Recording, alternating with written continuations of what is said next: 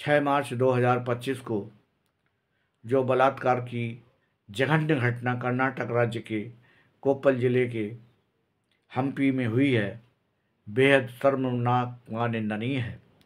आज भारतवर्ष में प्रतिदिन लगभग 87 बलात्कार की घटनाएं होती हैं। जब भी ऐसी नृशंस घटनाएं होती हैं और समाचार पत्रों के माध्यम से जनता तक पहुंचती हैं, तब केंद्र और राज्य सरकारों में बैठे माननीय घटनाओं को दुर्भाग्यपूर्ण बताकर अपना कर्तव्य पूरा कर लेते हैं। आज़ादी के बाद आम जनता में विश्वास उत्पन्न हुआ था कि अब उनके साथ कोई अन्याय या गुंडागर्दी नहीं होगी, बल्कि कानून का शासन होगा। परंतु वास्तव में क्या हुआ यह सर्वविदित है। 76 वर्ष बाद भी आज तक आम आदमी ठगा सा महसूस कर रहा है। 76 वर्षों की आज़ादी के बाद भी आज तक कोई भी सरकार बलात्कार जैसी घिनौनी घटनाओं को रोकने के लिए एक सक्षम कानून नहीं बना सकी। जब किसी बेटी या महिला का बलात्कार होता है, तब लगभग सभी माननीय जनता के बीच या कैमरों के सामने निंदा करते हैं, लेकिन अकेले में घटना से जुड़ी जानकारी लेकर बलात्कारी बेटी या महिला का उपहास करते हैं, जिसका जीता जागता उदाहरण एक माननीय द्वारा दिया गया वक्तव्य है कि लड़के हैं, गलतियां हो जाती हैं।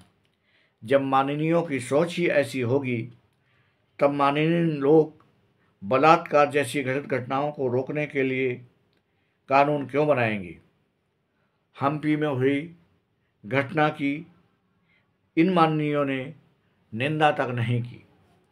पिछली सरकारों से आम जनता का विश्वास उठ गया था, जिसके परिणाम स्वरूप सत्ता एक ऐसे व्यक्ति को सौंप दी जिसकी छवि एक सच्चे, ईमानदार, कर्मठ, देश प्रेमी व अनुशासित नेता की थी। ऐसा करके आम जनता ने कोई गलती नहीं की थी, क्योंकि उन्होंने पहले अच्छे काम भी किए हैं। लेकिन आम जनता वर्तमान में अपने माननीयों से उम्मीद करती है कि बलात्कार की घटनाओं को पूरी तरह से रोकने के लिए कोई कड़ा कानून बनाकर उसका कड़ाई से पालन करवाएं। इसके पहले 6 मार्च 2025 को ही उत्तर प्रदेश के मुरादाबाद जिले के भगतपुर थाना क्षेत्र में ऐसी ही बलात्कार की घटना हुई थी, जिसमें बलात्कार के बाद लड़की के हाथ में तेजाब भी डाला गया था। अपराधी पकड़े गए, कानून की तमाम धाराएं भी लगाई गईं। संभव है दोनों घटनाओं में अपराधियों को आजीवन कारावास या मृत्युदंड की सज़ा भी मिले। तो क्या इससे पीड़ित बेटियों या महिलाओं को इंसाफ मिल जाएगा? अपराधियों ने अपराध किया था, जिसकी सज़ा उन्हें मिल गई। यह फैसला केवल एक अदालत का है, किंतु उच्च अदालतों में कौन जिम्मेदारी लेगा कि उच्च अदालतों का फैसला निष्पक्ष होगा? हो सकता है उच्च न्यायालय के न्यायाधीश को मामला रेयर ऑफ द रेयरेस्ट ना लगे या फैसला किसी अन्य तरीके से प्रभावित ना किया गया हो। हमने माना उच्चतम न्यायालय से भी मृत्युदंड मिल गया और अपराधियों को फांसी भी हो गई। यहाँ तक अपराधियों को सज़ा मिली, लेकिन पीड़िताओं ने कौन सा अपराध किया था जिसका अपमान व कष्ट जीवन भर पीड़िता सहेगी?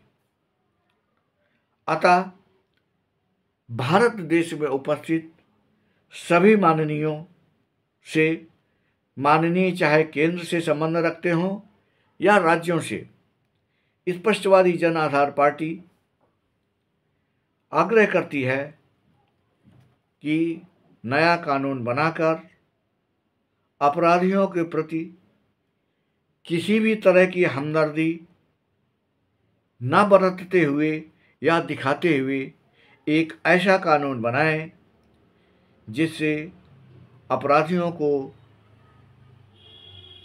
मृत्युदंड ही मिले। अपराध होने के बाद से फैसला आने तक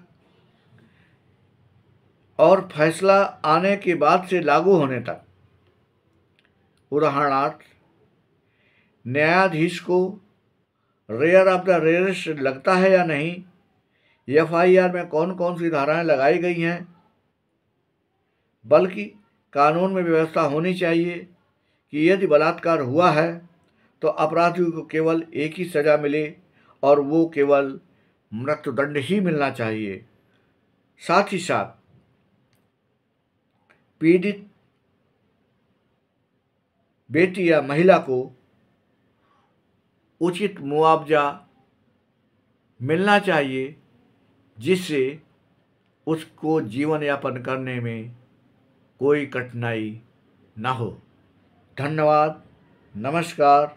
भारत माता की जय।